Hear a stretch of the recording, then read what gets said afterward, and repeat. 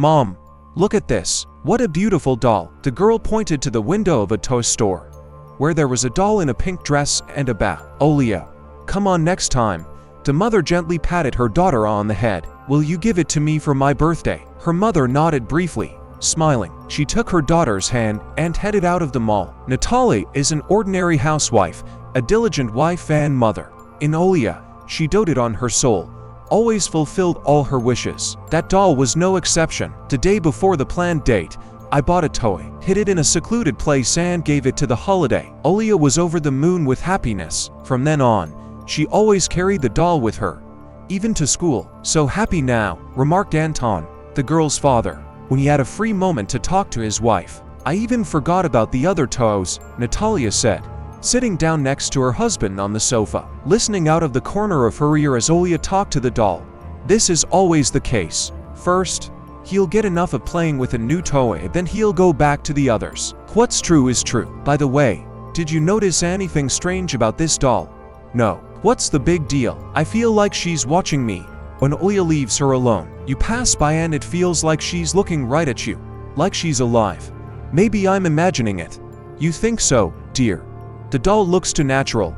"I agree with that. The doll seemed like this for a reason. The features of her rubber face are made with anatomical precision. The rubber itself felt like leather. The legs and arms are as soft as a baby's, and the body is just like a real baby." Anton has not yet mentioned how often he hears a very small voice during his daughter's conversation with the doll. "At first, I attributed it to Olya's game, but after listening, I noticed that the girl sometimes speaks in parallel with that voice." This alerted him.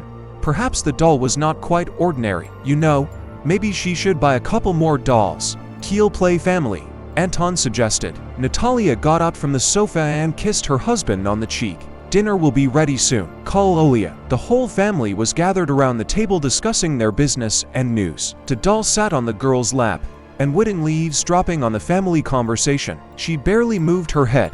It is difficult to notice such a small movement. Looked around and listened. Her eyes slowly closed behind plastic lids. Anton couldn't sleep that night. After lying down for about an hour, he carefully got out of bed so as not to wake his wife, and went to the kitchen. Trying not to make any noise, he poured himself a cup of tea. In the silence, Anton thought about work and weekends, where to go with his family to relax. It took him a moment to hear a small voice, barely audible, and then another. It came from Olya's bedroom. Anton wouldn't have heard it if Olya hadn't accidentally laughed. He got up from the table and went to the bedroom door. The girl was sleeping peacefully, hugging the doll. Anton couldn't help but smile, thinking that she was just having good dreams. "Sweet dreams, Olenka. Sweet dreams, father. I told you not to eat too much ice cream." Natalya scolded her daughter affectionately, patting her on the head. "I love ice cream. You know that, Mom," Olya croaked, smiling slightly. Anton watched them with emotion, occasionally glancing at his watch. "Well, let him stay at home for a while. Olya is already very clever," he said. "You see, my dad gave me permission." "I wanted to say the same thing," Natalya laughed, getting up from the edge of the bed. "I'll lock the door. You're on bed rest." Olya nodded, hugging the doll to her. The parents left the girl's room, talking quietly about their own affairs. As soon as they were gone, Olya turned to the doll. "Can we start today?" The doll swayed slightly in the girl's hands, then turned its head and blinked a couple of times. It meant yes. The girl smiled and got out of bed to close the curtains. "Then I went to get some candles and matches. I took the crayons out of the table." Humming a simple song, Olya drew a circle, arranged for candles, and carefully lit them. The doll came out into the candlelight, barely moving its rubber legs. "What are we going to play?" the girl asked with interest. "Hide and seek."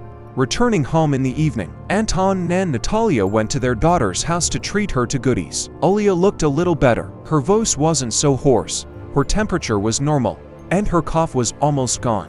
Had she really been lying down all day? Natalya asked, smiling. "I played a little." Olya hugged the doll tightly. "Now it's clear why the floor is a little dirty." Anton grinned. "I drew a little with crayons," the girl said guiltily. Natalya patted her daughter's cheek. The adults came out laughing and talking about the day. Olya looked at the doll, smiling broadly. "They won't find out, will they?" The doll's face twisted in a grimace of bewilderment and horror. She wanted to say something, but all she could do was make grunting noises. The girl laughed as she watched the doll. I told you I really liked the game. At least I had a good time.